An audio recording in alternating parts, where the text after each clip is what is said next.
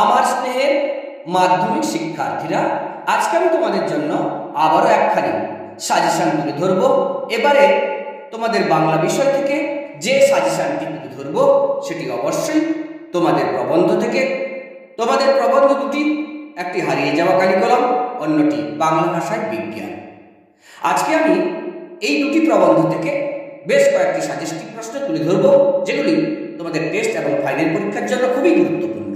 তোমরা মনোযোগ সহকারে এই সমস্ত প্রশ্নগুলিকে ফলো করে চলবে আর শেয়ারের মধ্য দিয়ে বন্ধুদের ফলো করতে সাহায্য করে দেবে। শুরু করছি আমি। হারিয়ে যাওয়া কালিকলম শ্রীপান্থ রচিত কালিকলম মন মূল গ্রন্থ থেকে নেওয়া হয়েছে। প্রশ্ন, ফাউন্টেন পেন বাংলায় কি নামে পরিচিত? নামটি কার দেওয়া বলে উল্লেখ করা হয়েছে? ফাউন্টেন পেনের জন্ম ইতিহাস লেখো। অথবা জন্ম নিল ফাউন্টেন পেন, ফাউন্টেন পেনের জন্ম বৃত্তান্ত উল্লেখ করো। আমার মনে পড়ে প্রথম ফাউন্টেন কেনার কথা। বক্তার আসল নাম কি? তার ফাউন্টেন পেন কেনার ঘটনাটি সংক্ষেপে বিবৃত করো। প্রাচীনেরা বলতেন, কি বলতেন? সহজে কালি তৈরির পদ্ধতি বর্ণনা করো। অথবা আমরা কালিও তৈরি করতাম নিজেরাই। কারা কালি তৈরি করতেন? তারা কিভাবে কালি তৈরি করতেন? কম্পিউটার তাদের জাদুঘরে পাঠাবে বলে যেন প্রতিজ্ঞা করেছে। তাদের বলতে কাদের কথা বলা হয়েছে?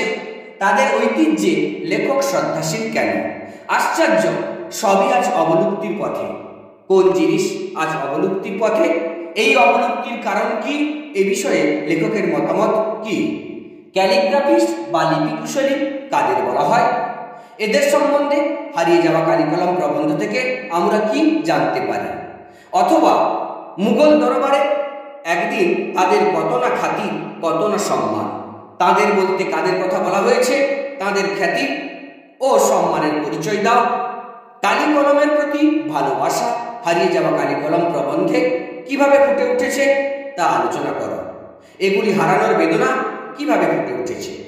সব মিলিয়ে লেখালেখি রীতিমতো ছোটখাটো একটি অনুষ্ঠান। কিভাবে লেখালেখি একটা অনুষ্ঠানের রূপ পেত তা আলোচনা করো। ফাউন্টেন পেনের এক বিপদ, তা লেখককে নেশাগ্রস্ত করে। রকমারি ফাউন্টেন পেনের নামগুলো কি কি? ফাউন্টেন পেন যে লেখককে নেশাগ্রস্ত করে তার দু একটি দৃষ্টান্ত দাও। কলমকে বলা হয় তলোয়ারের চেয়ে শক্তিধর। বহিরঙ্গভাবে এ কথার ভিত্তি কি? বক্তব্যের অন্তর্নিহিত তাৎপর্য ব্যাখ্যা করো। তাই কেটে কাগজের মতো সাইজ করে নিয়ে আমরা তাতে হোম টাস্ক করতাম। কিসে হোম টাস্ক করা হতো? হোম টাস্ক করার সম্পূর্ণ বিবরণ দাও। বলতে গেলে তাই নিয়ে আমাদের প্রথম লেখালেখি। শৈশবের কোন বর্ণনা লেখক দিয়েছেন? বাংলা ভাষায় বিজ্ঞান রাজশেখর বসু রচিত মূল গ্রন্থ বিচিন্তা প্রবন্ধ। এই দোষ থেকে মুক্ত না হলে বাংলা বৈজ্ঞানিক সাহিত্য সুপ্রতিষ্ঠিত হবে না। কোন দোষের কথা বলা হয়েছে? কিভাবে এই দোষ থেকে মুক্তি পাওয়া যাবে? বাংলা ভাষায় বিজ্ঞান শীর্ষক প্রবন্ধটিতে পরিভাষা রচনা প্রসঙ্গে লেখক যে বক্তব্য প্রকাশ করেছেন আলোচনা করো। পাশ্চাত্য দেশের তুলনায় এদেশের জনসাধারণের বৈজ্ঞানিক জ্ঞান নগণ্য। লেখকের এমন মন্তব্যের কারণ কি? বাংলা বিজ্ঞান বিষয়ক গ্রন্থের পাঠকদের লেখক যে দুটি শ্রেণীতে ভাগ করেছেন তাদের পরিচয় দাও।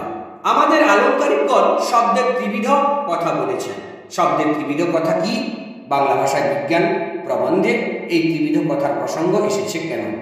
তো শিক্ষার্থীরা, এইভাবে তোমাদের সামনে তোমাদের দুটি প্রবন্ধ থেকে বেশ কয়েকটি সাজেস্টিভ প্রশ্ন তুলে ধরলাম। অবশ্যই তোমরা মনোযোগ দিয়ে শুনবে, ফলো করে চলবে। অবশ্যই তোমাদের সফলতা আসবে। ধন্যবাদ।